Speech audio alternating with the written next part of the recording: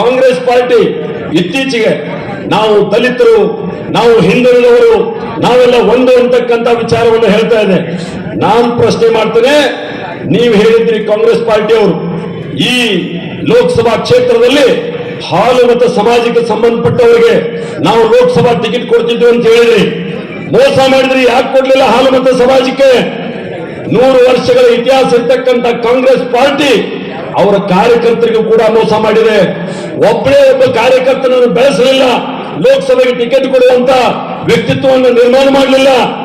ಯಾರು ಈ ಜಿಲ್ಲೆಯ ಮಂತ್ರಿಗಳಾರ, ಮಂತ್ರಿಯ ಮಕ್ಕಳಿಗೆ ಟಿಕೆಟ್ ಕೊಟ್ಕೊಂಡು ಇದೇ ಅಭ್ಯರ್ಥಿ ಅಂತ ಹೇಳ್ತಾರೆ.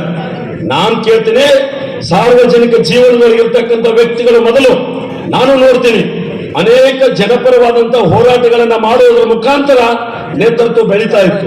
ಬಡವರ ಕಷ್ಟ ಸುಖಗಳನ್ನ ಅರ್ಥ ಮಾಡಿಕೊಳ್ಳೋದ್ರ ಮುಖಾಂತರ ಅವ್ರ ನೇತೃತ್ವ ಬೆಳೀತಾ ಇತ್ತು.